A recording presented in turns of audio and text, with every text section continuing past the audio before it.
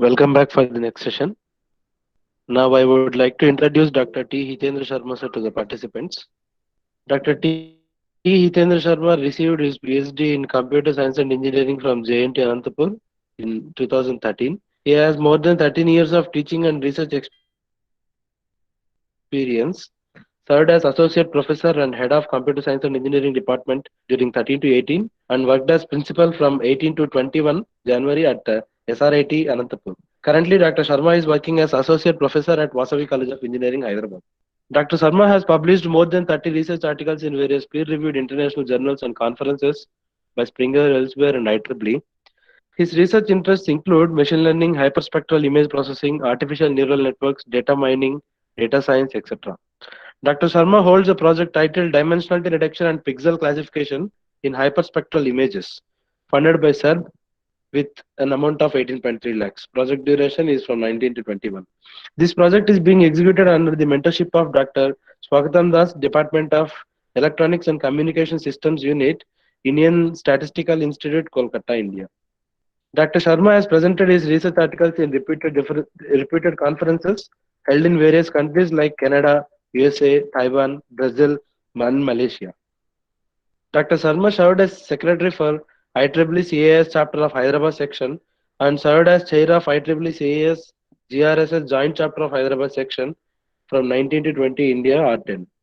He is currently the chair for science, technology, engineering and mathematics activities of Hyderabad section.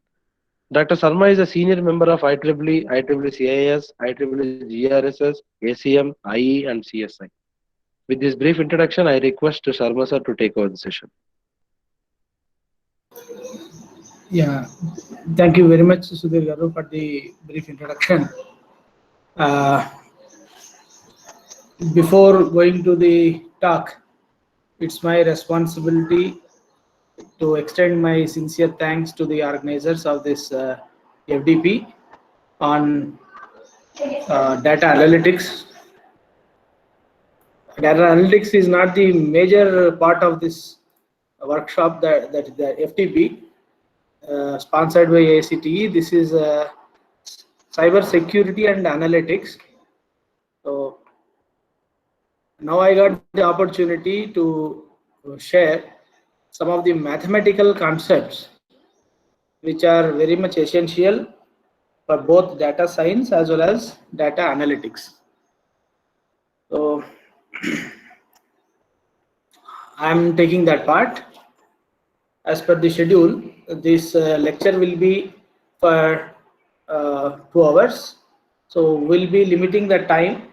In the interest of time, we'll be completing the basic required stuff as early as possible. Then much time will be given for discussion. So today morning, actually, you might have covered some concepts of cyber security related issues, but this lecture is more fundamental. For those who are very much familiar with mathematics, this may be like a repetition, but please bear with me, because as a speaker I assume that the audience, it is a mixed audience group.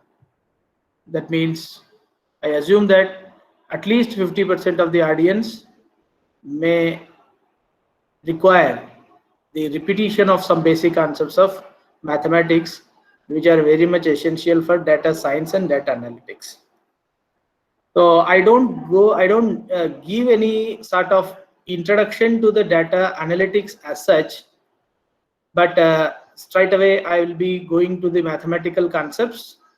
So going forward, maybe the subsequent lecture, as per my knowledge, the subsequent lectures are scheduled in such a way that once this basic mathematical course is done in this session, then the subsequent lectures, maybe tomorrow, data tomorrow, they are planned in such a way to take you forward with advanced concepts, how these basic mathematical concepts will be helpful in decision making, okay, in doing some statistical analysis, etc. And I have one more session also to take. That session will be on the visualization part. So there I will be covering the required basic statistics as well as how to visualize this analysis, the results of this basic statistical analysis.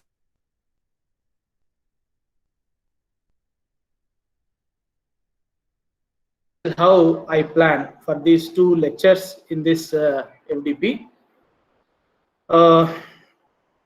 I hope my voice is audible.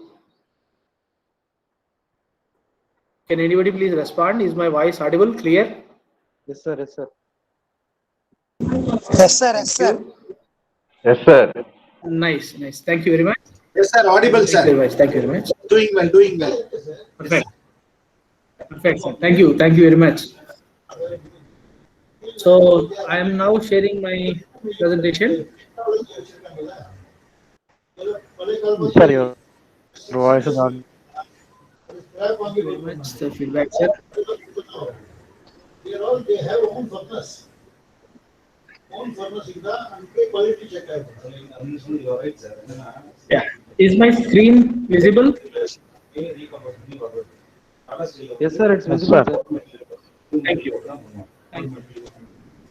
Thank you. So as this is in this presentation mode, I may not be able to see anyone as it is online. On one end, it is very happy that we are able to reach many participants in spite of this pandemic situation. On the other hand, we are losing the joy of teaching in person. That means the physical teaching, physical classroom environment.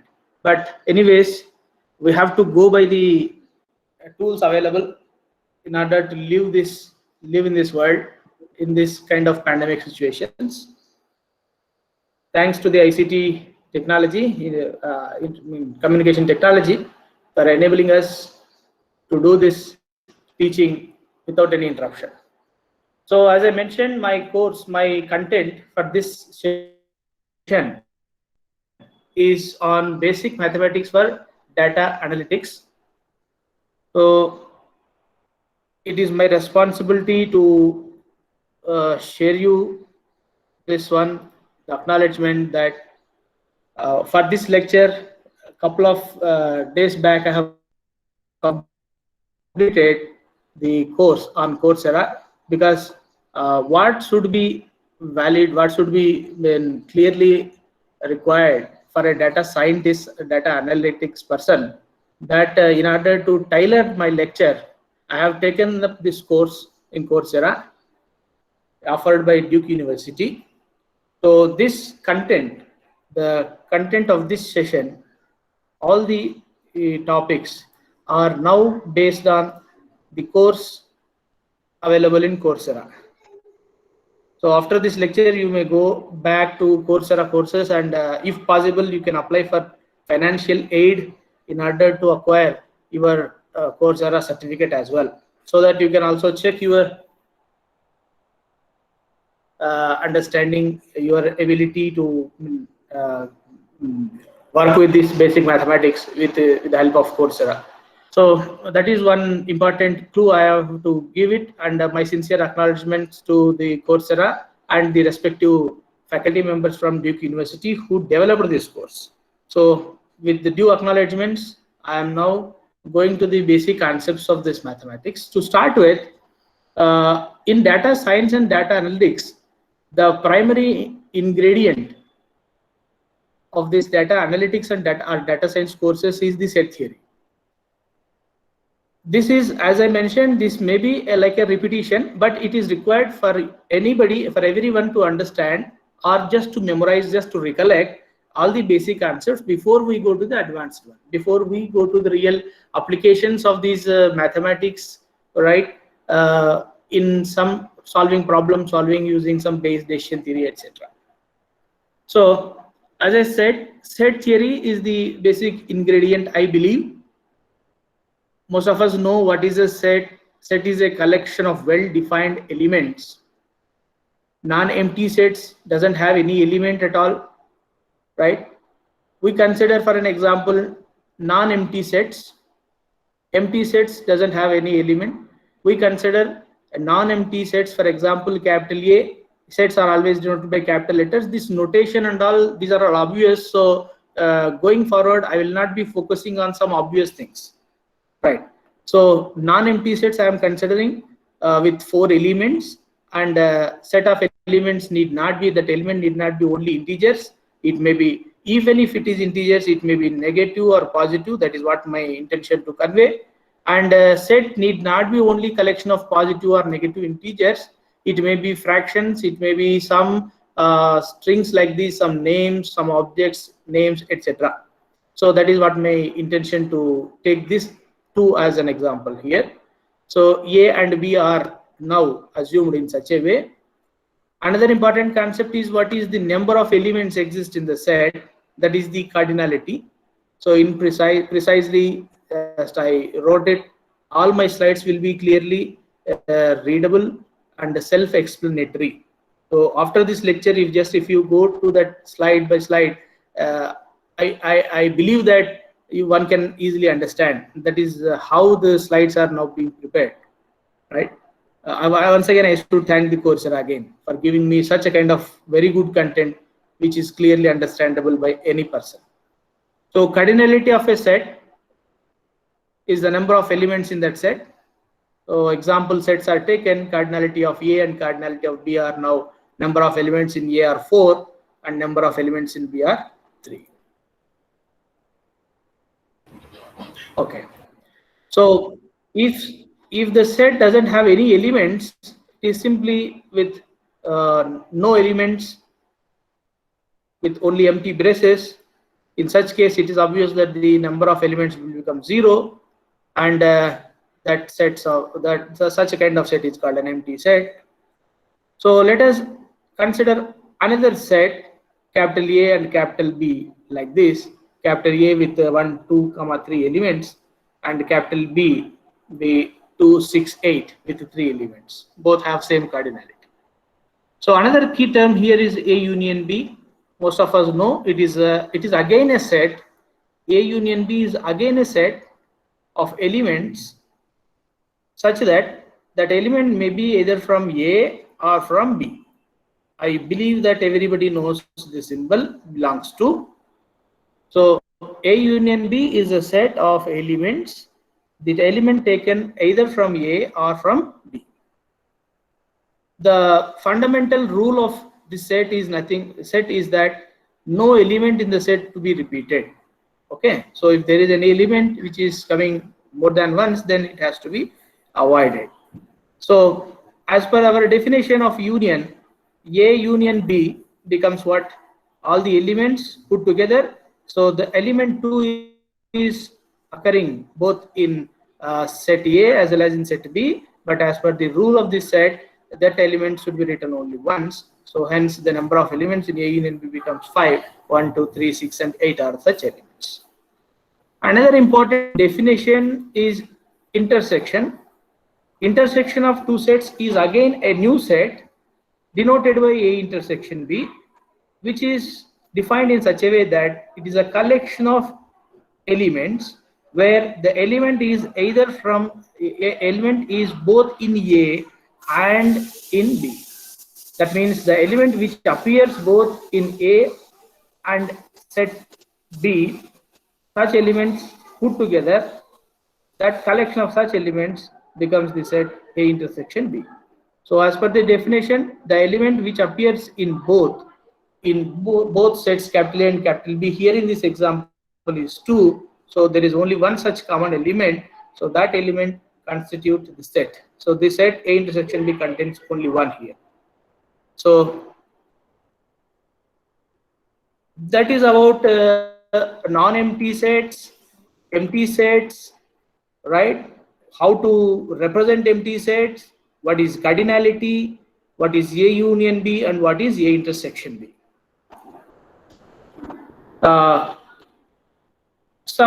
Let us take some medical example for clear understanding. Consider that a set capital X is given, which is set of all persons in a clinical trial. Capital S is a set of elements X such that X is a person from the clinical trial set, but X has COVID. Okay, so yeah, S is set of all COVID patients, capital S. H is another set defined like this. A person doesn't have COVID and is healthy.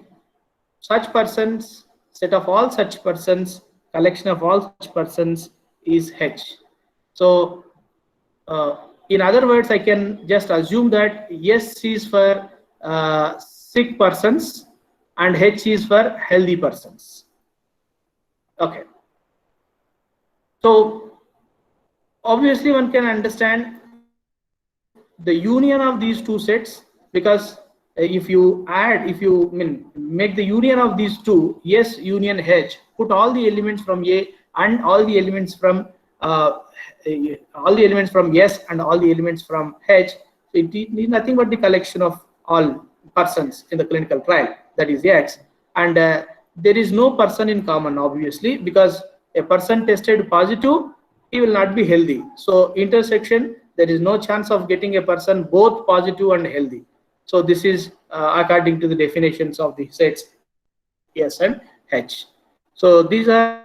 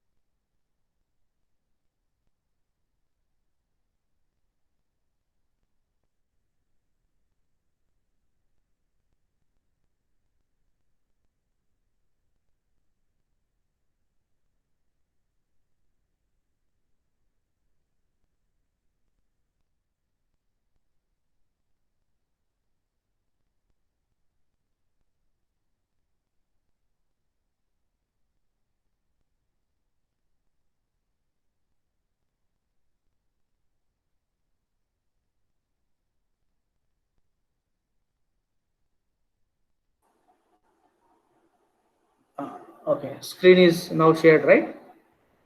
Okay, okay. Sorry for the inconvenience. Okay, I'll just confirm. Continue. Right. Okay, I'm extremely sorry for the inconvenience due to this internet issue here. Extremely sorry again.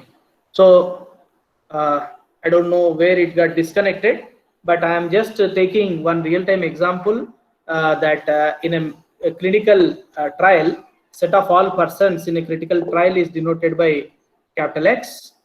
I am considering one kind of partition. There are two sets, capital S and capital H, defined like this. Yes, capital S is set of all COVID patients.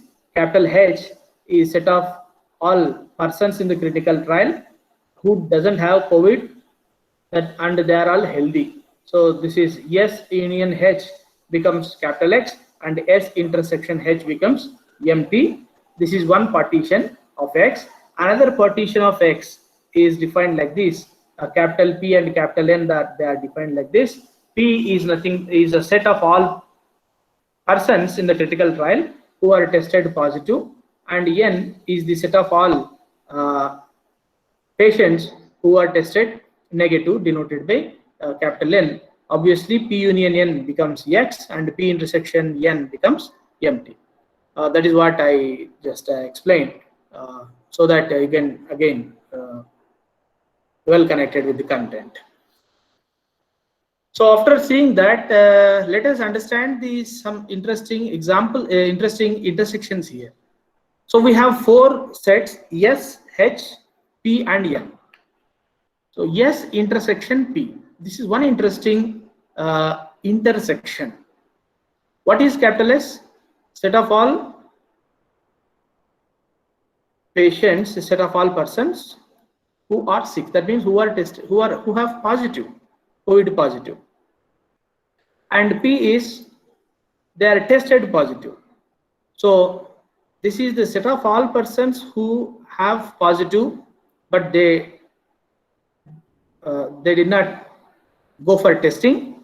And P is the set of such persons who are tested positive. So this intersection is called true positives here. It's very important intersection going forward in either data science or data analytics. Similarly, another intersection which is very much interesting is again that H is the set of all persons who doesn't have COVID, right? And N is set of all persons who are tested negative. H is set of COVID, non-COVID patients, non-COVID persons, and N is the set of all tested negative COVID persons. So the person who doesn't have disease and that person is also tested negative, then this set is, I already told that intersection gives again another set. So the set of all elements, S intersection P, that means the person who has COVID and tested positive, it is set, that set is called true positive set. The set of H intersection is the set of non-COVID persons who are again proved to be negative upon testing. So that set is true negative set. These two are very much important. And two another interesting intersections are the set of persons who are healthy, that means who are non-COVID, but they are tested to be positive. I hope you are able to follow. The set of all persons who are non-COVID, H is non-COVID persons, but your test is saying that they are positive. So this kind of persons, the persons in this set H intersection P, the results are false positives. So H intersection P is the set of all false positives. It seems to be very critical decision, right? And unfortunately, the person who doesn't have COVID but your test result is saying that positive. Okay, so these are all false positives. Another last interesting set is a person who have COVID, actually he has COVID, yes, right?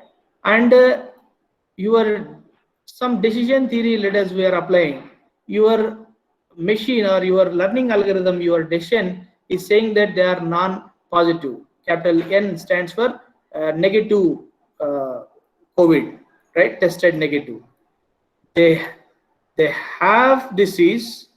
They have disease. The disease is yes, but your result is saying, your algorithm is saying, your decision making theory is saying that it is negative. So such kind of things are said to be false negatives. That is the reason why just I took sets to be to start with, intersections, and just straight away going to the important interesting intersections. So the takeaways from this slide are very much important. 4 out of that: true positives, true negatives, false positives, and false negatives. So this is again represented here. So we'd like to test. We'd like the test to be such a way. So how our test should be in when we say the test is correct. In general, we say that test is correct. The testing is correct when a COVID positive person should be tested positive. A COVID negative person, that means that doesn't have COVID, that should be decided as negative. That means that should be tested with negative result. So out of all X, the true positives. So we'd like to have a test or a rule or a machine or a decision theory. We'd like to have such a kind of decision in such a way that the true positive rate, okay, and the true negative rate, true positives should be 1.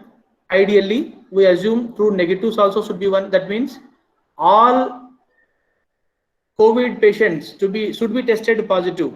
Then the testing is correct. All non-COVID patients should be tested negative. That is the ideal testing. But that is what in written again here. So verbally, a test we are interested is to be in such a way that the true positive rate and the true negative rate are essentially 1. True positive rate and true negative rate are essentially to be 1. But ideally, this may not be possible. Any algorithm, any machine, any decision making algorithm, any testing instrument, ideally this is our assumption to achieve true positive rate and true negative rate as 1, but will be as close as possible to the ratio, as close as possible to close to 1. Okay, and this false positives or false negatives, and it depends on how do we compromise with the false negatives based on the seriousness of the issue. Okay, because this false positives and false negatives may be significant in some sort of some medical applications, may not be so much important in some obligations in terms of business. So that all depends. So yeah, we assume that true positive rate and true negative rate should be essentially 1, and so that false positive rate and false negative rate they should be ideally should become 0. So but try to achieve that very much as close to 0. That is what. So this is achieving that kind of ideal probabilities of true positive, true negative ideal as 1, and false positives, false negatives ideally to be 0. So that is difficult, but we can achieve to some possible extent. So just to conclude the story of sets, non-empty sets, coming to intersections and interesting intersections, which again taken us to understand the concepts of true positives, true negatives, false positives, and false negatives. We now just summarize quickly. What generally happens is that the true positive rate ideally are close to 1. True positive rates, false positive rates are ideally close to 0. And in business analytics, we might start thinking about what kind of false positive rates are acceptable, how large they can be, how small they can be. We'll use vocabulary like true, false, true positive, false negative, and a lot of that goes into machine learning and data analytics issues. So there I am just closing the concepts of this very interesting terms like true, positive, false positives, and so on.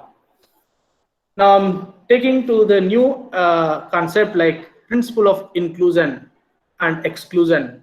Again, the continuation of the sets concept. So consider there are two sets, capital A and capital B, as given on the blackboard. There are three sets, C is also included. So with the elements are given in such a way. And you are all familiar, I believe, with the diagrams, Venn diagrams. So the Venn diagrams are drawn here, so with green color, and the elements which are in common, they are put here. The elements which are common between A and B are 10 and 5. So that comes to this part of A intersection B, and the other elements 1 and 2 will be in capital A purely, and -7, -3 will be capital B purely. And this is how one can easily put the elements to understand using the Venn diagrams. So the principle of inclusion and exclusion, I should bring this formula for discussion because going forward we will be taking the help of these probabilities. Principle of inclusion and exclusion. So principle of inclusion and exclusion, that means the number of cardinality means the number of elements in A and B can be computed by taking sum of number of elements in A, number of elements in B, and subtract this number of elements both in A intersection B from this total sum. Okay, and just to quickly let us see what is capital A and B. Capital A, cardinality of capital A is 4, number of elements in B is 4, number of A intersection B has 2 elements, so subtract this from that, total 8 minus 2 becomes 6. That means the number of elements in A and B. So you can, using a Venn diagram, one can just confirm what is A and B. Okay, now, so using Venn diagrams, let us again let us have a quick look at what does it mean using false positives and false negatives here. So this is the total set capital X with the circle given in green color, and one partition of X is into capital H and capital S, set of all 6 COVID patients, non-COVID patients, they are healthy and sick, COVID patients and non-COVID patients. After testing, again another partition of X is with the help of 2 sets, that is capital N and capital P. P is tested positive and N is tested negative. So yes intersection P is the true positive, right? As a quick recollection, H intersection N true negative. So this part, okay, this is yes intersection N. This is yes intersection N between the and red line. This is yes intersection N.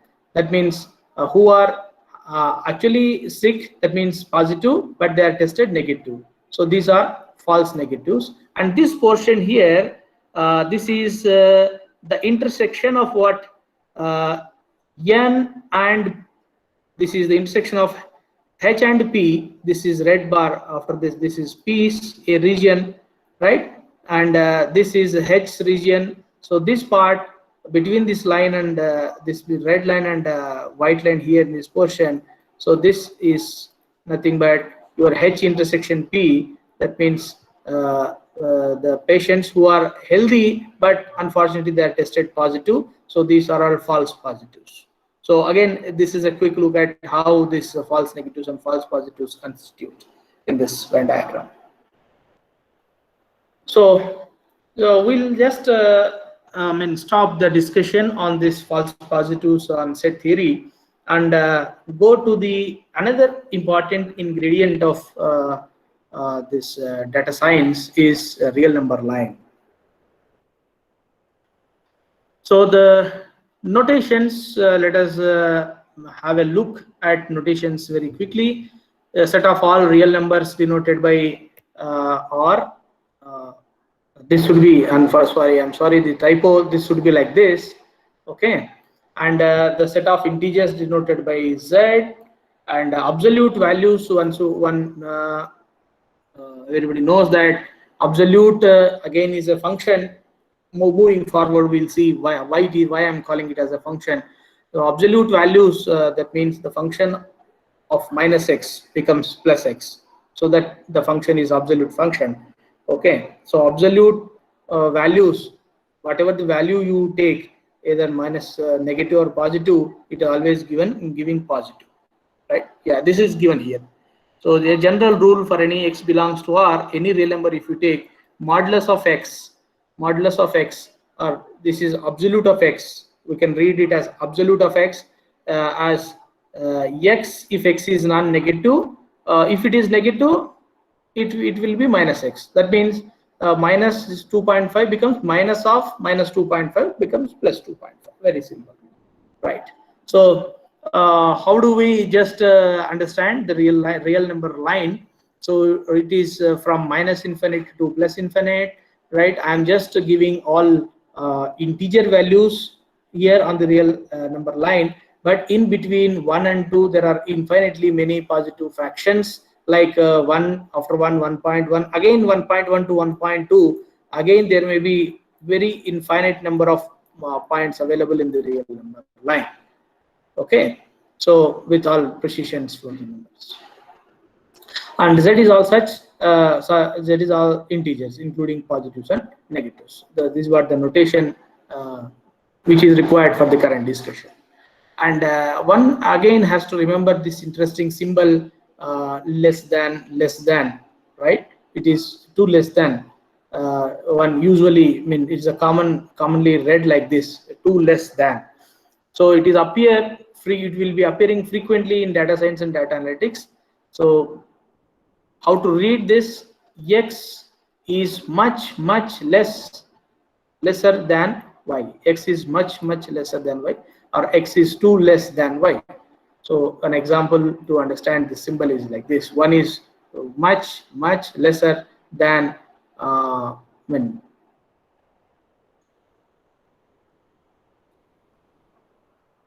this very big number. So just have a quick look at the algebra with inequalities, or equalities as well.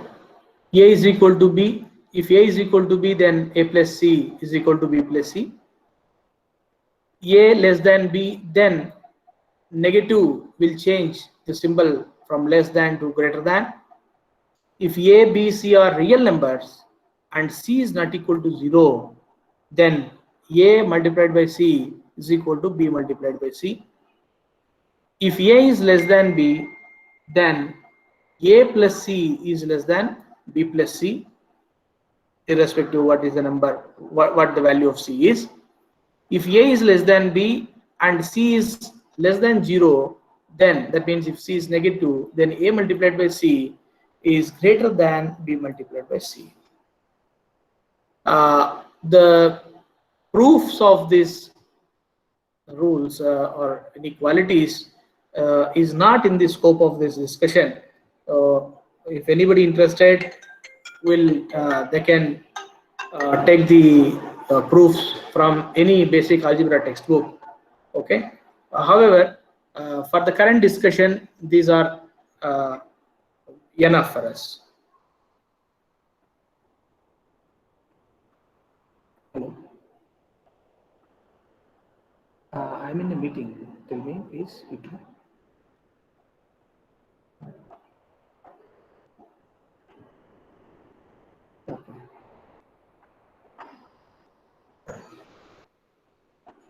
I'll call you back, sir. Then, okay. Thank you. I'll get you. Sorry for the inconvenience. Again, this is regarding international conference. So we looked at the real number line and the symbol very frequently appearing and the basic inequalities of algebra, and the notations continued here, intervals and interval notations. This symbol is for closed interval. The meaning of closed interval, it is again is a set.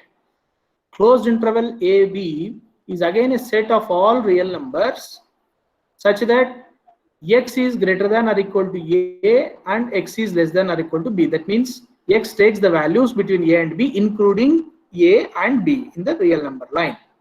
That is the meaning of this set, right?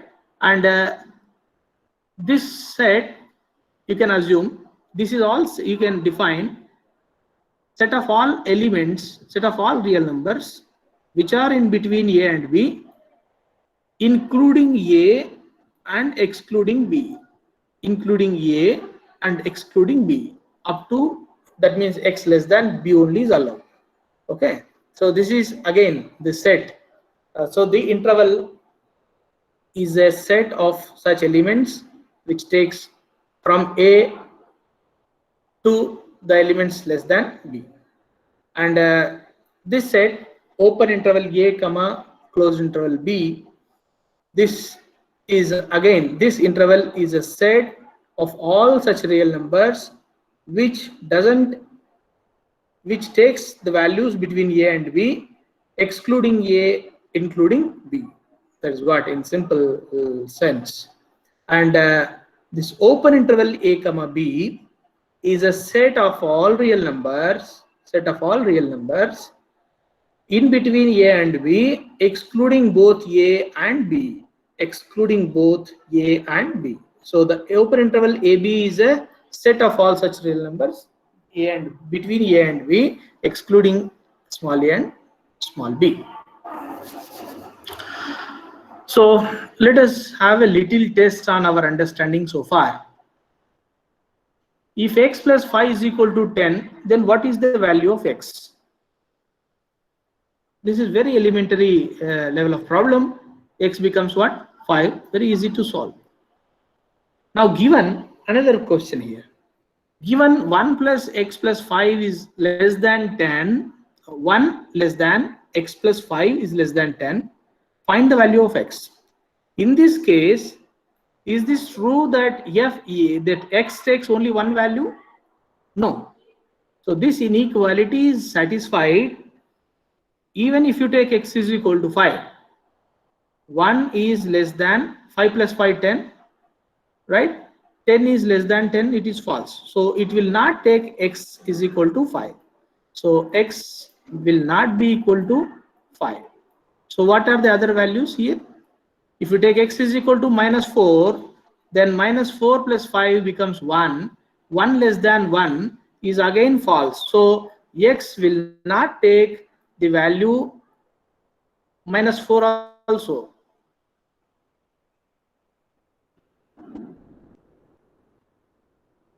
This should be like this. Okay, so then the values of x will be all such elements from -4 to 5, excluding 5, including -4. And another interesting symbol which stands for summation here in data analytics theory, in almost all textbooks you can see this symbol which stands for summation. How to read this? Sum running from sum of I running from 1 to n, right? So the variable I taking the values from 1 to n, take sum of all such terms. That is the meaning of this. So this becomes, so to understand, let us put the focus on this. I is running from 1 to 4, I square becomes what? Put I is equal to 1 here, plus sum denotes sum means all elements, such elements by taking different values of I, and all such terms to be added. So that is what the meaning of this expression and meaning of this symbol summation here. So this is one simple math formulas. Sum of all I running from 1 to n, nothing but n into I. Sum over I, there is some constant x here, so that we can simply take it out from that summation. And if there is any constant small a and small b, and the summation is running over the variable I, then one can simply write like this: a, we can take it out from that summation, and plus means you can do this summation over the first term. Similarly, you can apply the summation over the second term. The results are same. So that's what the meaning of this basic rules of summation. So just for our understanding, you can try this. Sum of all I is running from 1 to n, the term 2i plus 1, and sum I is running from 1 to 5, I by 2. You can just do it offline. Then after understanding this real number line and some intervals, okay, and the symbols, summations, and some basic rules of algebra on both equalities and inequalities, we can now able to understand the mean and variance, the important concepts. So again, consider a set of some observations, some objects, some elements. Capital X denoted, capital X is the set, and small x1, x2, and so on, xn are the elements. The mean of this set X, as most of you know, is denoted by mu of X, mu of the set X, which is given by this formula 1 by 1 over n multiplied by sum of all xi's running from sum of all xi, sum of all elements. So symbolically it is written like this: sum I is running from 1 to n xi. Right? Now you are now clear about the usage of the symbol sigma. Okay, so this is the mean of X, mean of the set X. And the variance is denoted by, from each element xi, we subtract the mean of the set X, take the squared difference, and add all such squared differences from each element to its mean, and multiplied by the number 1 over n. This is called the variance. Okay, and the standard deviation is just square root of this sigma square n. This is sigma square, sigma square. This is the tricky symbol. Okay, and standard deviation is just sigma. Okay, and take the root of this number. So straightforward, this one can just remember and memorize these equations, but better we should understand the inner meaning of what is this, why we are doing this, x minus mu, etc., xi minus mu. That is why we are moving, why we are subtracting mean from each xi, in what case, and what is the significance of that. Let us try to see that. Before going to that, let us just practice. If A is equal to 1 set of 1, 4, 7, then the mean is like this. Okay, sum of all elements by number of elements. Very simple. If B is this, then what is the mean? It is 6 minus 3. It is probably 1. And if C is this, then what is the mean? So 9 gets cancelled. 12, 3, 13. I believe this is 13 over 5. Okay, so the mean again becomes what, there is only one element, sum of all such elements by 1, so it is 2 only. So this is one interesting thing I believe that everybody should know, that is mean centering. Okay, mean centering. Let us consider a set 1, 5, 12. One can easily calculate. I don't want to repeat that basic arithmetic again. The simplification, mean becomes 6. Mean centering is this: whenever you whenever you want to mean center the data, that means we are producing a new data set, which is following the same sort of relationship as similar to the given original set X, but the new set mean should become 0. Okay. So given this is a set Z, we are trying to find a new set denoted by Z prime such that the relationship of elements of Z prime should be similar to the elements relationship in Z, but Z prime's mean should become 0. That is what mean centering. The objective is to find such a set Z prime. Very simple to find such a set. Let us try to mean center the above set. Let us take this example set. Let us try to mean center it. The step is subtract the mean from each element of the set. Okay, subtract the mean. What is the mean of the set? It is 6. Okay, it is 6. Subtract 6 from each element. So 1 minus 6, 5 minus 6, 12 minus 6. So the set now becomes what? Minus 5, minus 1, 6. What is the mean of this new set? It is minus 6 plus 6 becomes 0. 0 over 3 again 0. So the mean of this new set mu of Z prime is 0. Okay. So essentially what it is doing, let us see that. See the points, the elements of Z are now written on the real number line. Follow this line here.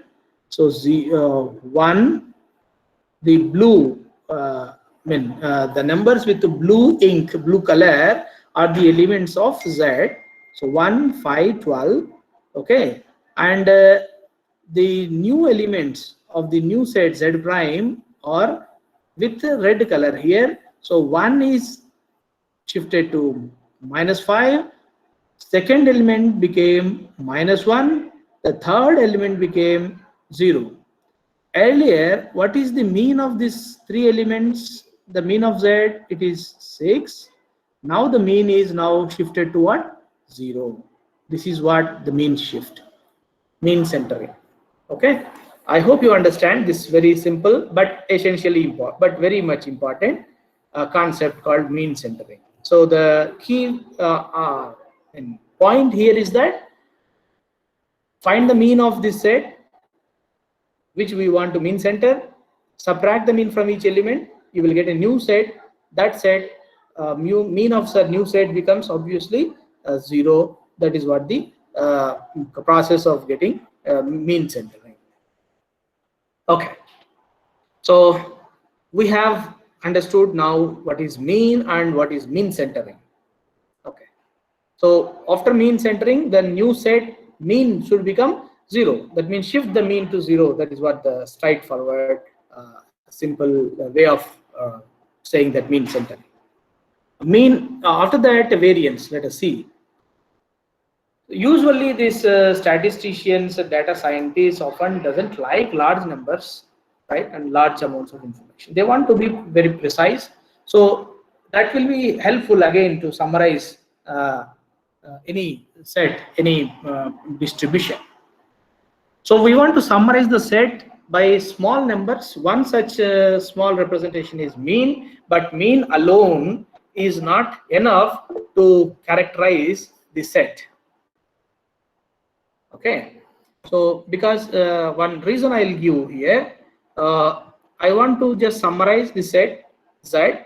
We can just say that mean of Z is 6, but this mean, giving a mean is not enough. It is not it is not enough to classify the set because we have another set with the same mean. So if we just say mean, it cannot characterize only the set of Z with elements 1, 5, 12. There may be another possibility of getting a new set with the same mean as W here. So mean alone is not a good characteristic to summarize, to characterize the set. So the another interesting parameter here is variance. Let us look at these two sets as we have taken the sets 1, 5, 12 into the set Z, 5, 6, 7 in the set W, the mean of both the sets, this is same, that means 6. And if you see 1, 5, 2 on the real number with the blue color here, Z elements, right? And see 5, 6, 7 with yellow color. What do you observe? One can easily observe that 5, 6, 7, that means the elements of W are very much closer than the elements of Z. Z elements are spread off, right? So Z is more spread out than W. Just by looking at that, one can quickly take it the conclusion like this. So let us calculate which one can characterize the spread out. So variance is the measure which explains this spread out of this set. Let us calculate the variance. As we know, the formula is given. Now we know what is this meaning of xi minus mu x. Take mean from each element. Okay. Yeah. So do that. This is obvious that I will not repeat. Sigma square of Z, that means the variance of the set Z is equal to 26.66, and the variance of the set W is 0.66. So which one has more variance? This here it is Z. So Z has more spread out than W, right? So this variance along with mean will be very much essential to characterize the set. So that's the end of summarizing a set with mean and variance, and we also understood the important concept called mean centering there. Moving on, let us see again the basic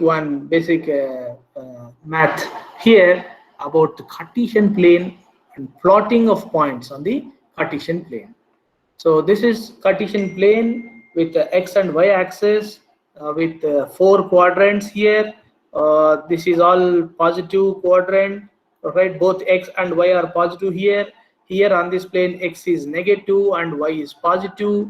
So the third quadrant, again here it is both x is negative and y is negative, set of all ordered pairs here. Here x is positive and y is negative, set of all ordered pairs of this form. Okay, so positive, positive. So what is mean by plotting of points here? Let us plot some simple points. Origin 0, 0 will be obviously here. A 2, 3 on x-axis 2, on y-axis 3. So this is the element. This is the element. This is the point on the Cartesian plane 2, 3. So one can just plot the points here. Okay, minus 5, x is minus 5 and y is minus 5. So this is both on negative, negative. It falls here. So x is minus 5 and y is minus 5. This is the point, okay, lies here in the Cartesian plane, right? Another notation is minus 5, or they will write in column, okay, but essentially both are same.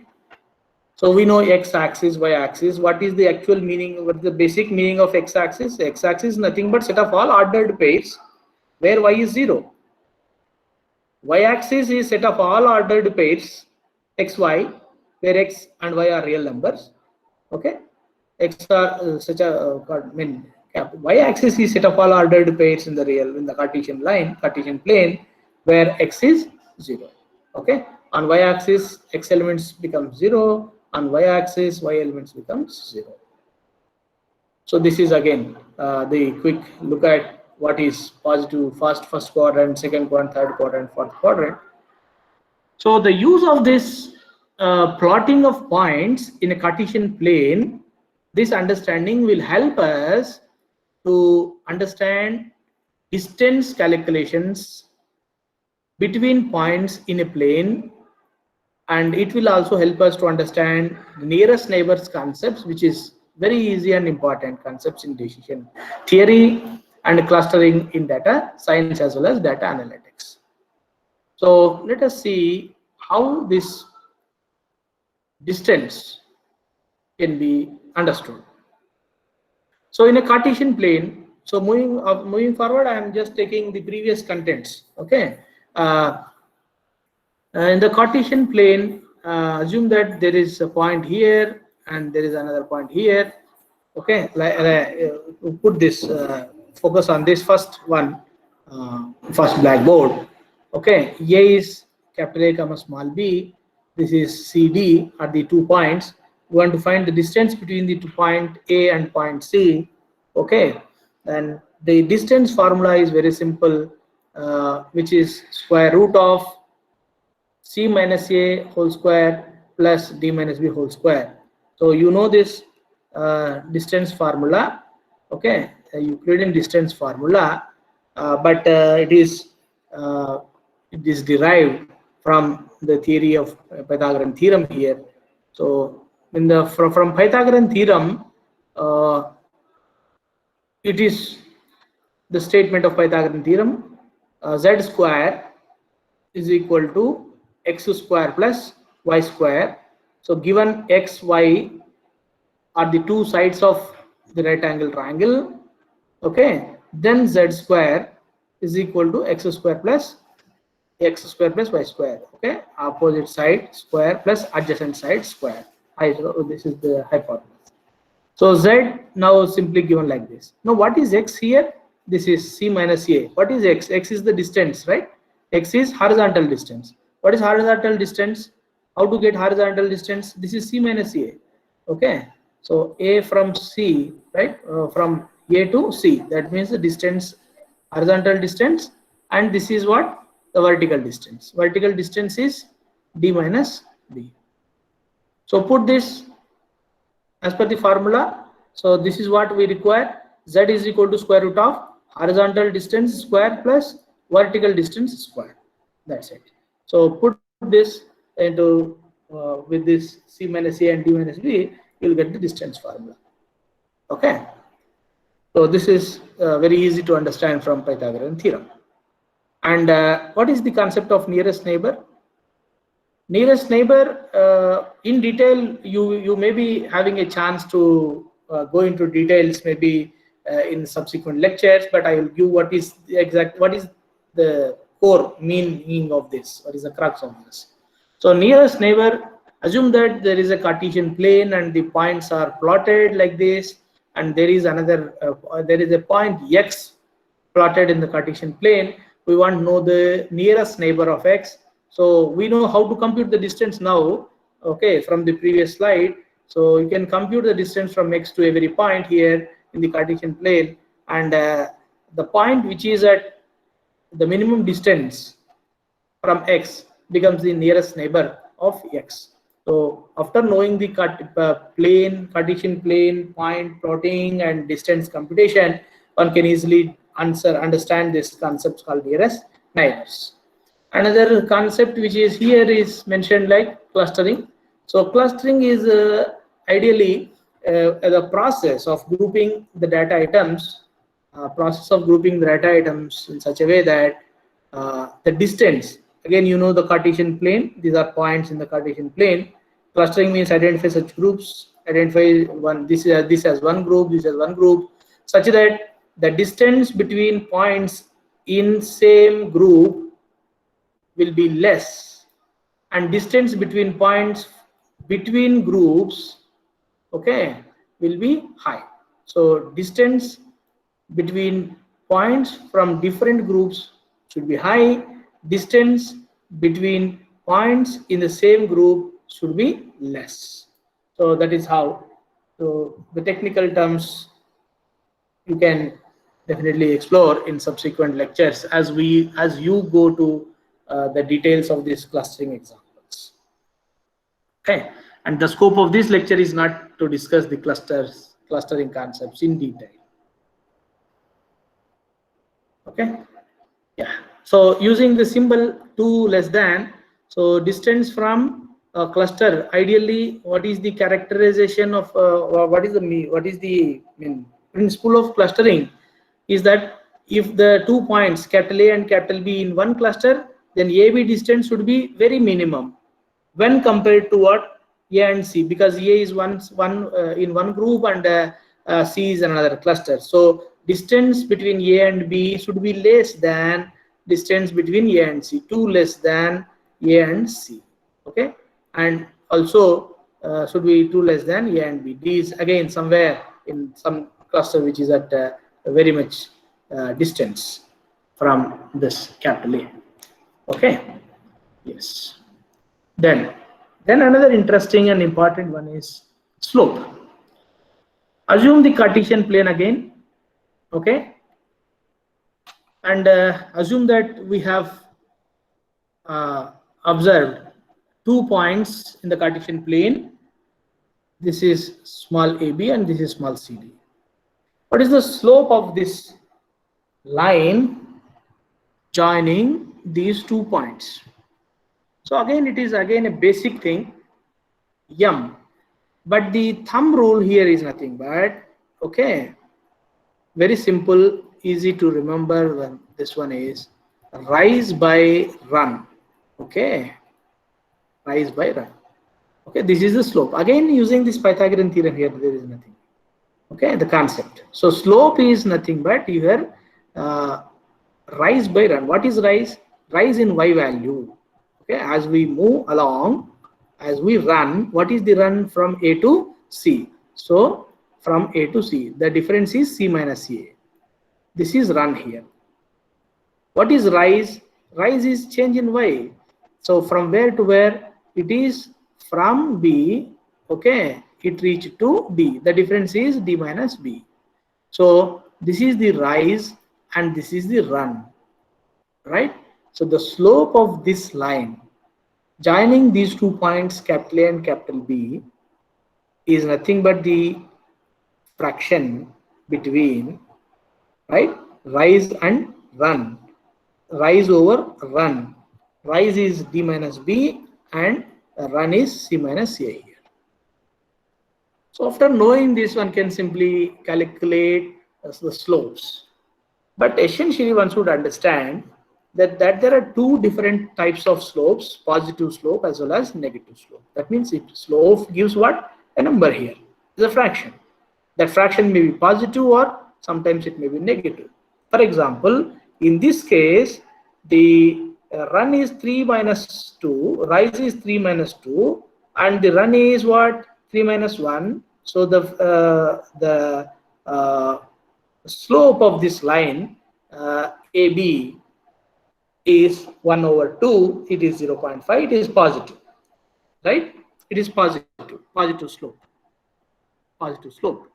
And here now if we take C and O are the 2 points in the Cartesian plane, and let us find the slope of this line connecting the 2 points C and O, okay? Here if you just apply the formula, it gives a negative number, right? So such kind of slopes are negative slopes. See, these positive slope and negative slope are important again for us to characterize the functions.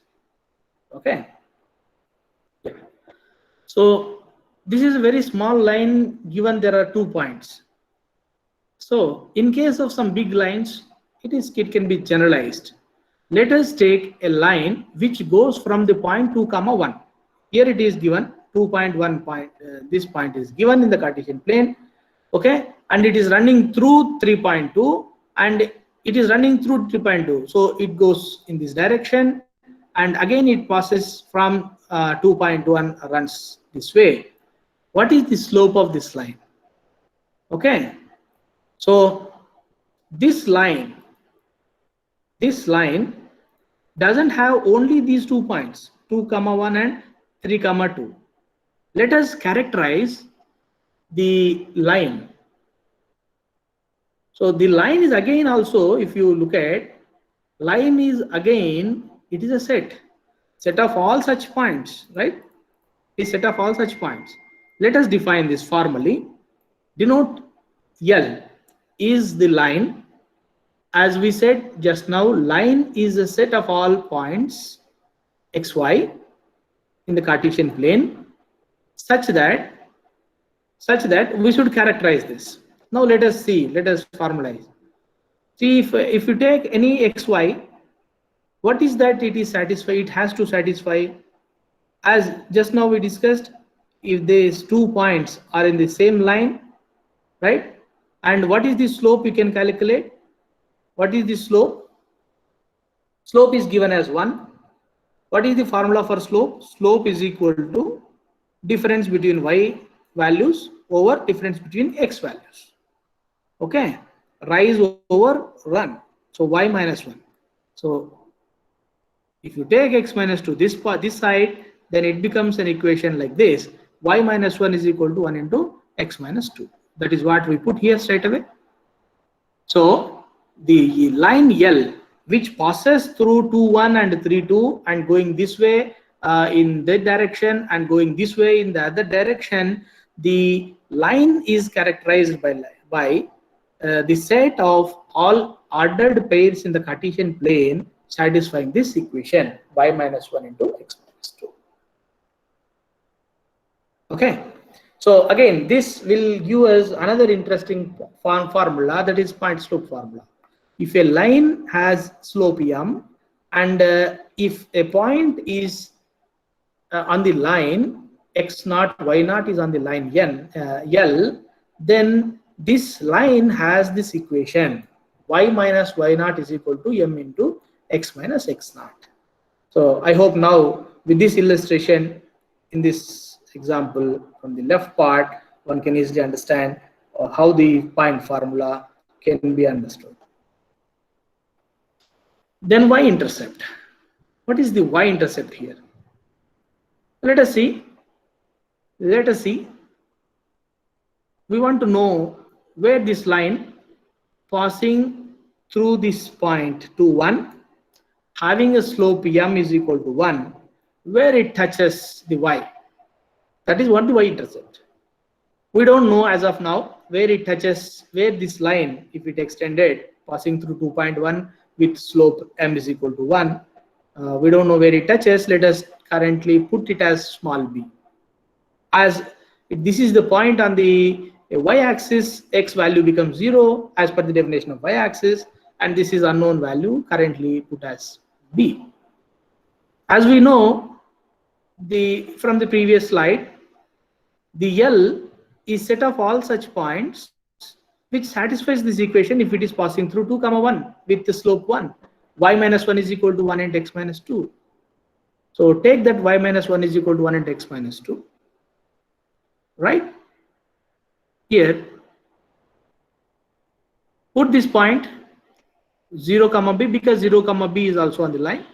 Put x is equal to 0 here, right? Y as b, small y as b. Then solve this equation, you will get the value minus 1. That means here, if you extend the line which is passing through 2, 1 with the slope m is equal to 1 is touching the y-axis at minus 1. Okay, so the coordinates of that point becomes what? 0, minus 1. That is how you can get this. So the conclusion is this: if a line L has slope m and the line hits the y-axis at the point 0, b, then the formula becomes y is equal to mx plus b. Then the line equation becomes what? Y is equal to mx plus b is the equation of the line. Okay, this is usually called as what? Slope intercept formula. So after understanding this, let us see some interesting thing using some example. There are 2 points given in the Cartesian plane, 1, 1 and 3, 0. Let us calculate m, slope of this line. Let us again calculate what is the slope and decide whether it is positive or negative. This is, so slope is nothing but take the rise over run. Rise means difference between y values. It is 0 minus 1 by 3 minus 1 becomes minus 1 by 2. That means the line has a slope 1/2, but it is negative. That means it is negative slope. Okay. So using this point, you have the floor. You have the this one point slope formula. Y minus 1. It should satisfy this equation. Y minus 1 is equal to minus half into x minus x naught. Okay. Assume this one on the line. Okay. Similarly, this line is also passing through this line, passing through the point 3, 0 with the slope minus 1/2. So you will also get one more equation like this, the line equation like this: y minus y naught is equal to m into x minus x naught. So by considering this as a point on the line, you will get this equation, and from this one with the same slope, you will get another equation. But if you simplify, if you look at these two in this form, it looks alike, it looks different, but if you simplify, both are same. You can see my simplification here towards the end. So both becomes what? X plus 2y is equal to 3 is the equation of the line. Okay. Yes. So now we understood the concepts like Cartesian plane, plotting points on the plane, right? Finding the line equation with the given slope. We also understood the slope for concept, positive slope, negative slope. Okay. And what is the equation of the line given a point and the slope? What is the line of the equation given 2 points and the slope, etc. Okay. And we also know how to write the line equation if a point with the y-intercept is given. Okay. Yes. Now, moving on with these preliminary things, we'll move on to the concept called function. Sudhir Garu.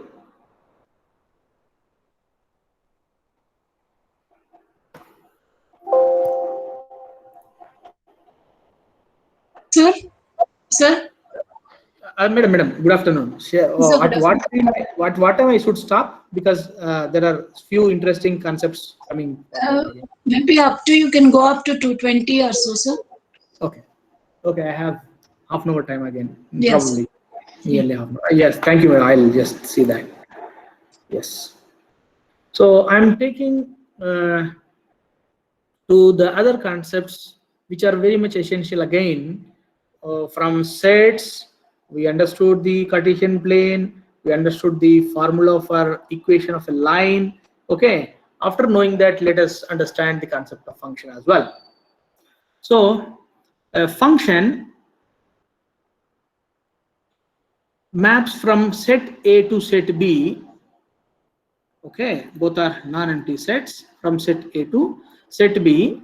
The functions from the data analytics perspective, it may be a kind of rule from A to B, or a formula, or a machine, or some algorithm kind of thing, which takes the input from the set capital A and it transforms the input into another form, which is denoted by small f of A, where f is the function. This function, as I said, f is a function from A to B.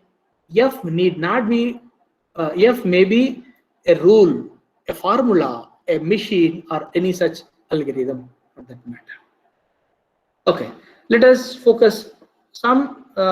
Let us see some definitions on functions and some examples to make our understanding clear. I'm taking some set capital A with 3 elements 1 to 10, and B another set with 3 more elements: apple, day, and monkey. F is a function from A to B. F maps from A to B, simply to read like this. And my mapping is such a way that f of 1 should be 1 mapped to apple, f of 2 be apple again, f of 10 again monkey. Okay, this is one example. This one with the 2 sets. What is the meaning of this? Element from A to element from B. What is the image of 1? This is also called as apple as an image of 1. image of 2 is apple, image of 10 is monkey, okay, and 1 is the inverse image of apple, 2 is the inverse image of apple, 10 is the inverse image of monkey, okay. Likewise, there are other concepts like this, okay, but those are something which are obvious, but these are essential, so which will help us again for the further understanding.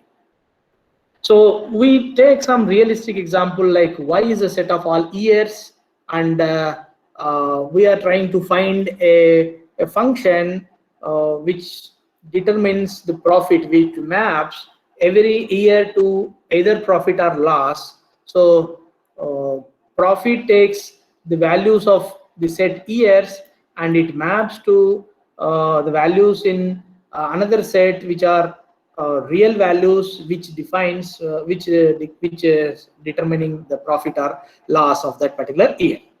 Example, profit of 2011 denoted by given like this, and then the profit of the year 2012 is something negative, that means it is loss. This is just to a real-time example for you to understand. So in the context of supervised learning, these functions, again it will come into picture. So the function like this, f map from A to B, we doesn't know how to do this, okay. Given some examples, so the ideal the target of supervised learning, what essentially supervised learning is doing is this: it is trying to find such function, okay, it is learning that function. How it will learn the function? Given some examples of A and examples of B, given some examples of small a in capital A, and we know the outputs also for each small a. Let us, small a1 is equal to f of a1 we know for A, for B f of b1, f of b we know, like that. That means for some elements of capital A, we know the images in B, f of S, f of B is also known, okay, outputs are known. So the mission of supervised learning is to figure out this function f, which is mapping from A to B with these examples, okay.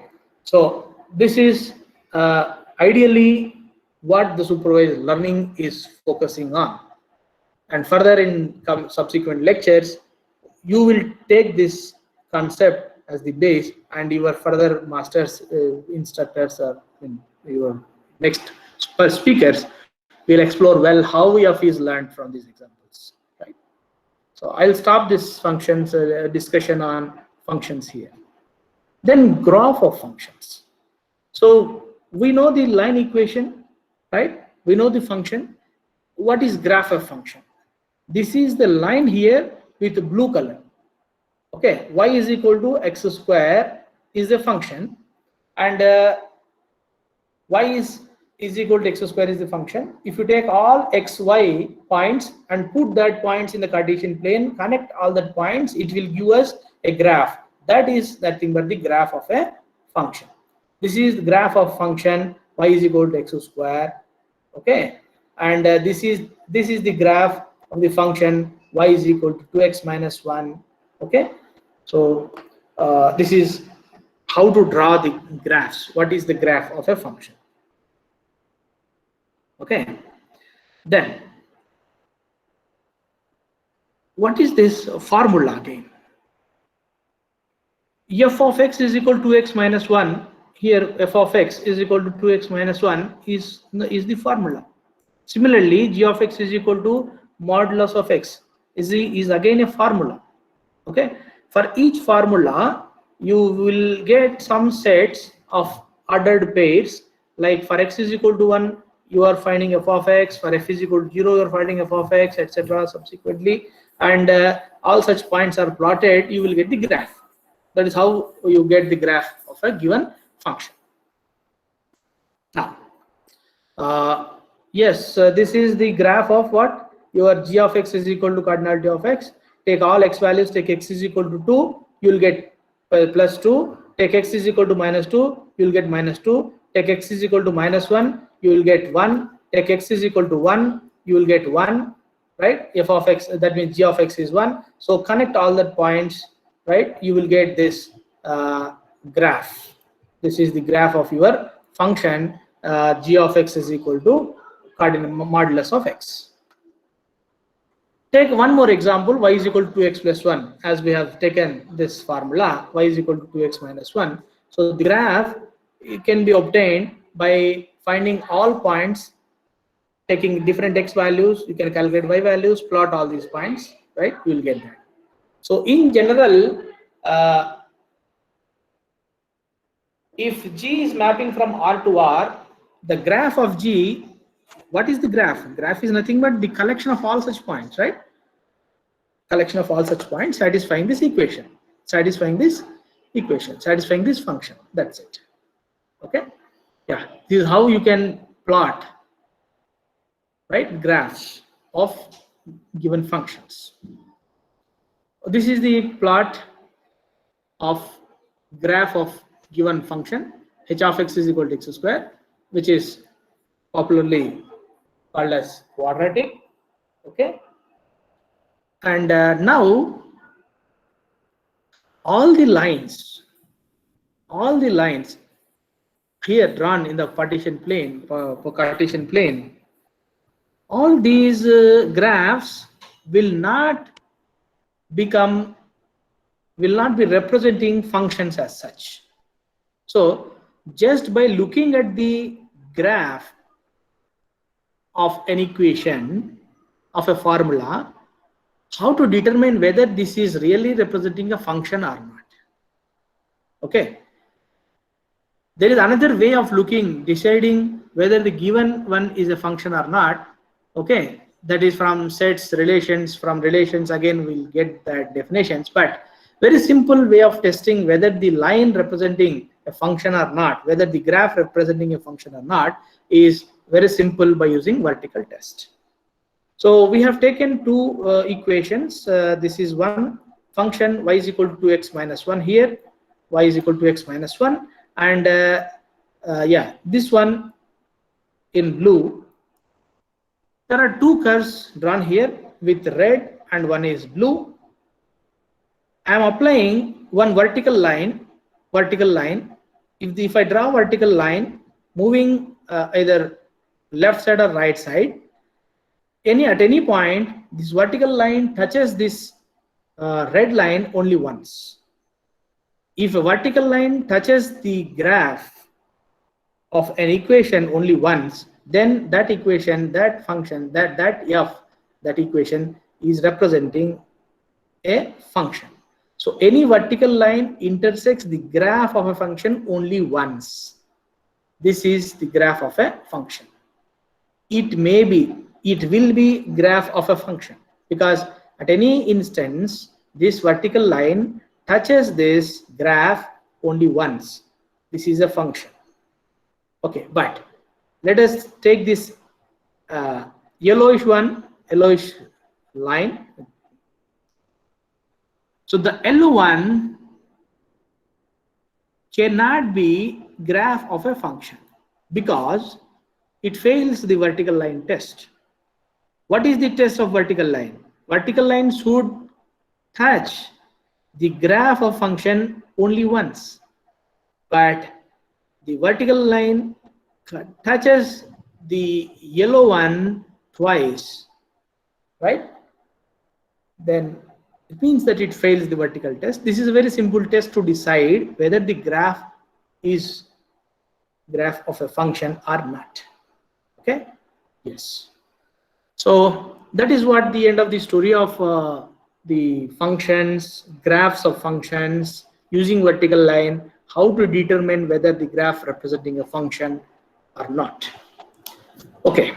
So the functions may be increasing continuously or maybe decreasing.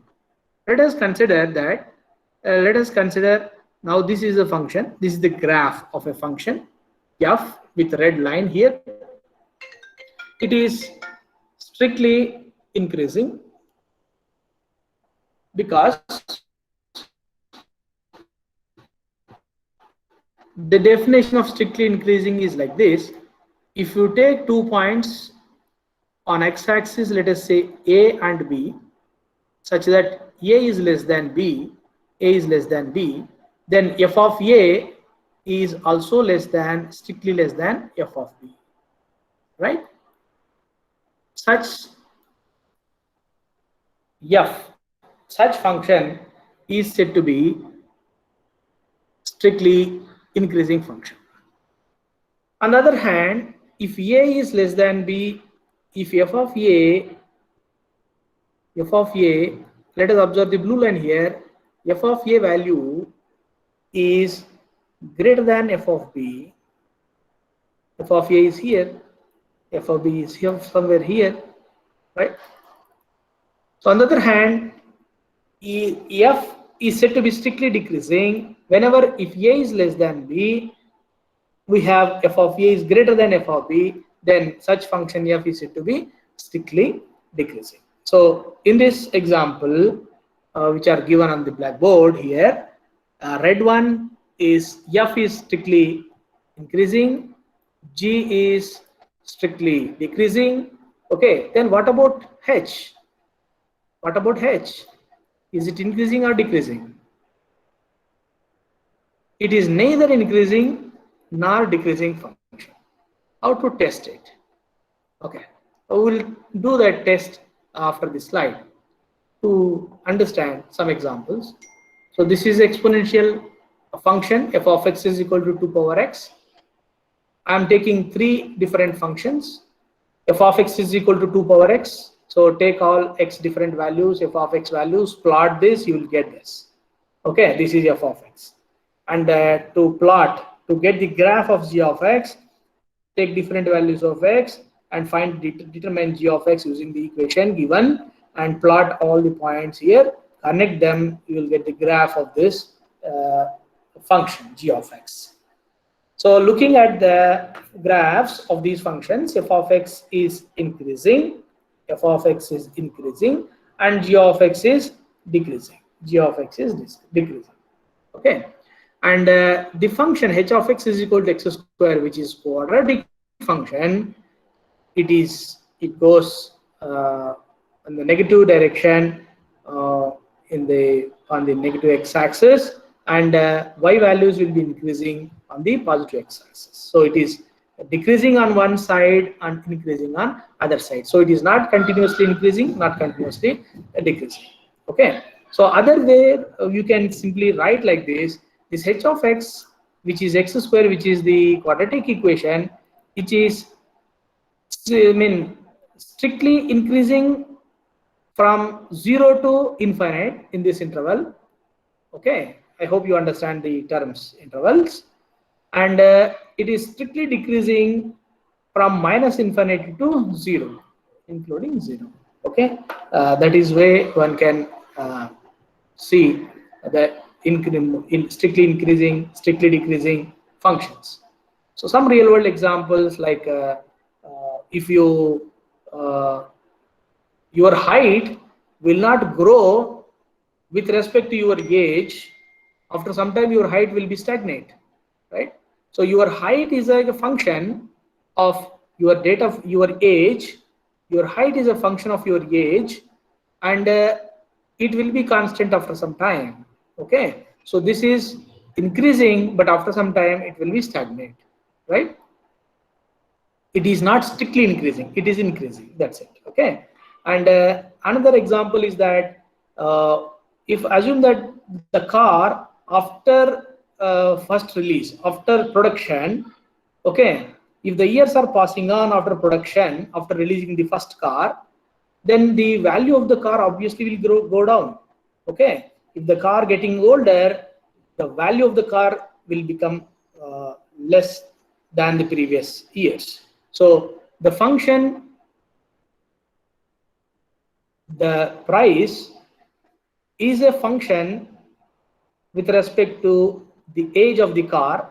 So as age grows, your value decreases, car value decreases. So this is one example of monotonically, strictly decreasing, and after some time it may be stagnant and it may fall to negative value as well. Okay. Now, after understanding this increasing and decreasing functions, so how can we say by looking at the graph whether it is increasing or decreasing? Okay, so here the red graph, there is a simple test, horizontal test. Take the horizontal line. Okay, if the horizontal line touches the graph of a function exactly once, then it is either increasing or decreasing. If the horizontal line touches or cuts the graph of a function, okay, twice, then it is neither increasing nor decreasing. That is what the horizontal test says. Okay, the function, it is highlighted in red color here as the last bullet. The function is strictly increasing or strictly decreasing if whenever your graph is very graph, when you graph it, every single horizontal line has to intersect exactly once. Okay, and coming to the composition.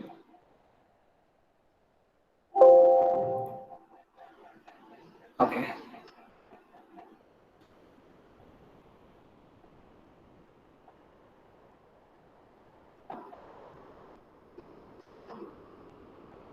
Yes, so I'll try to finish this functions part. Then, of course, your algebra concepts again will be uh, delivered, will be discussed by, I believe, my professor, Professor Vishwanath Garu, who will be touching again the fundamentals of algebra. So, that remaining part will be covered by my professor, but I will try to cover these functions in complete and to some extent logarithms, so to the possible extent in the given time.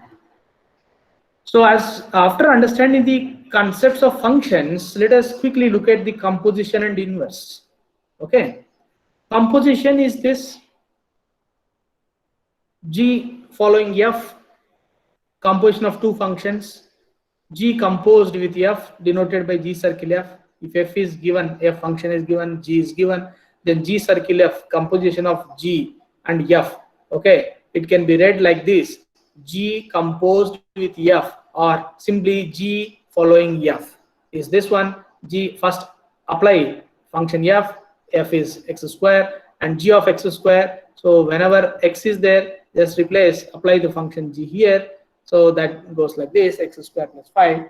Then F circle G is also, you can simply calculate. This is the composition of, that means G following F and F following G. And importantly, one has to observe that the composition we cannot do just like that, because the order matters. Okay, here it is the example like G circle F, that means G circle F is not equal to F circle G. So the composition, we cannot necessarily compose functions in any order we want.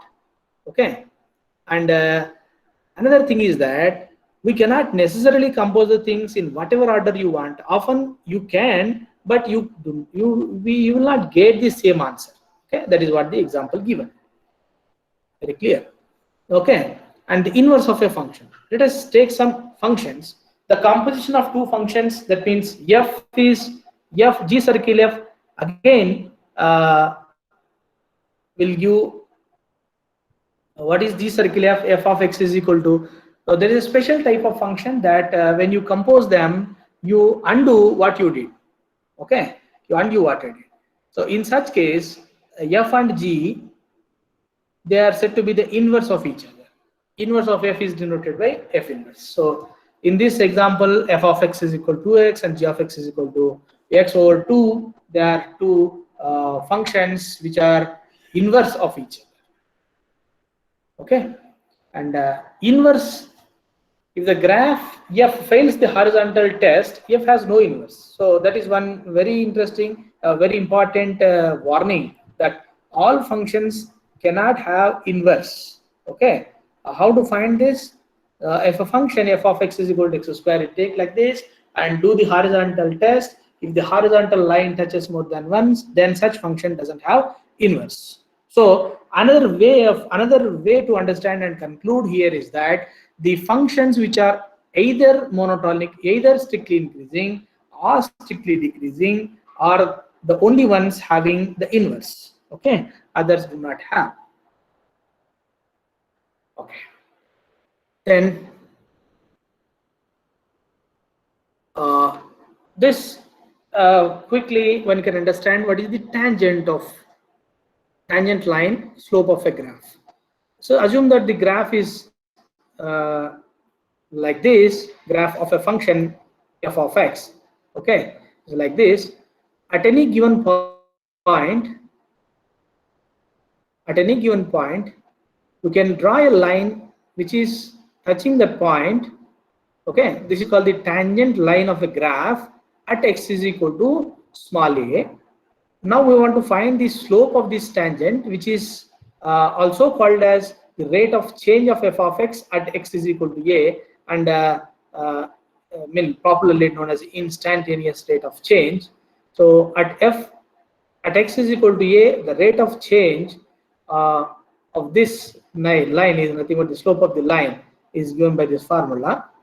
Okay, limit h tends to 0, f of a plus h. That means with the small change of x, what is the change of f values? Okay, that is what the slope of this tangent. Okay, then example, I leave this example for you to read offline and understand. And this is also an example how to get these tangent lines, etc.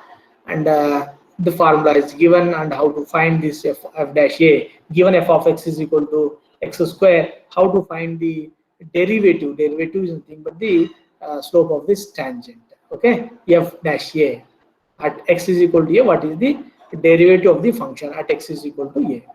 Okay? And apply the formula here. And so after understanding this tangent lines, okay, and the derivatives, if the look at this is small c on x-axis, the derivative is 2c, right? 2c. Now suppose we make c more and more negative, we will get the derivative as, right, negative. So we move x along to the left. Notice that the slope is getting more and more negative, steeper down, etc. So that is the way of looking at these negative derivatives and positive derivatives of a function at points c, a, and b. Okay, the derivative of f at a, f of this derivative of f at b is greater than the derivative of f at a, right? The derivatives are positive and they are increasing. Okay, this is the last slide I would like to show in this session. Test for your understanding. The last one I would like to test your thing so far, our discussion. Suppose that h maps from real number r to r, or a set of real numbers, is a function whose graph is shown the blue curve in the figure. Tell me how many values of a has the derivative at h, the derivative at a as 0. What is meaning by derivative at a as 0? There is no improvement, right? There is no improvement in h. So how many such points are there where the derivative is 0?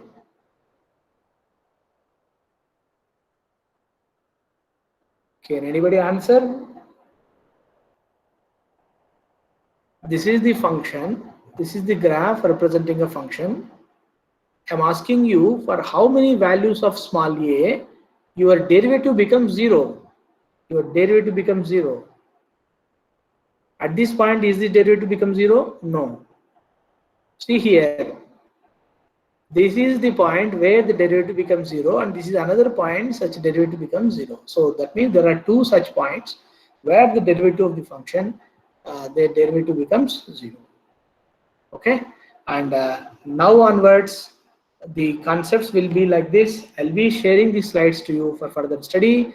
I would like to take you to a small tour, quick tour on exponents and logarithms. Okay, and negative exponents, positive exponents, what is the scientific notation, what is the meaning of this, and how to write like this. Okay, and then simple rules of algebra, and this thing, some simplification using logarithms, how the logarithms and exponents are related. Okay, then what is log of 1, right? And some simple rules of logarithms like product rule, quotient rule, power root rule. Okay, and examples to understand those. What is the way to change the base from one to another? This is the classic formula, and then onwards, this understanding will help you as the base to understand probability theory. Okay, and in the probability theory also, as the slides will be given to you for further study, I request you to please go through these basic concepts of probabilities so that you will be familiar and you will be comfortable to understand data analytics concepts going forward. Okay, and as I mentioned, these are self-explanatory slides. As per my knowledge, the content is written, tailored in such a way that one can easily understand. For further reference, use these slides and take the contents from Coursera of this course, right? Mathematics for Data Science and Analytics. You can have very comprehensive learning experience. Okay, and I'm sharing to you the concepts of giant probability and many more on probabilities to be explored by different lecturers here, and a quick basic concepts of permutations, combinations, then some examples to understand with replacements, without replacements, which are very much essential, marginal and conditional probabilities, which will pave a way to understand the interesting and important concept called Bayes' theorem. Okay, and that is the end of the whole course on mathematics or data science as well as data analytics. So other topics will be will also be helpful. Okay, just to give the scope, other related topics for you to further study is binomial distribution, normal distribution, Bayes formula, Bayes decision theory, and naive Bayesian theory. Okay, and belief networks, etc., etc. So that's the scope of the further study of this small course on mathematics for data science and analytics.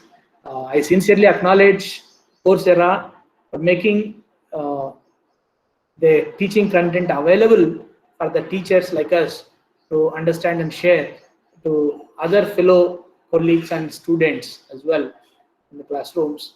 And I sincerely thank the organizers, in particular Shobhabindu Madam, for giving me such an opportunity to share my learning experience from Coursera to my fellow faculty members and students.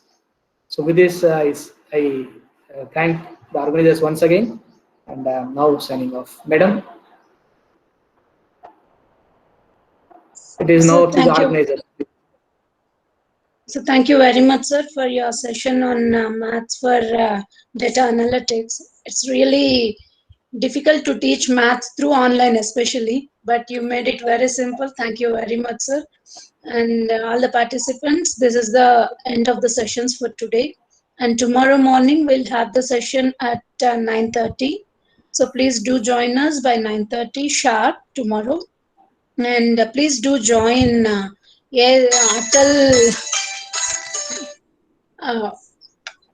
Atal calendar launch today, FDP calendar launch today at 3 o'clock through the link that is provided in your WhatsApp group. Thank you very much. Thank you, sir. Thank you all. Thank you once again. I could see. Thank you. Thank you all. Thank you, sir. Thank you. Thank you. Thank you. I could Thank see you, some chat box. There is some request to share the PPTs. Sure, I'm sharing this PPT right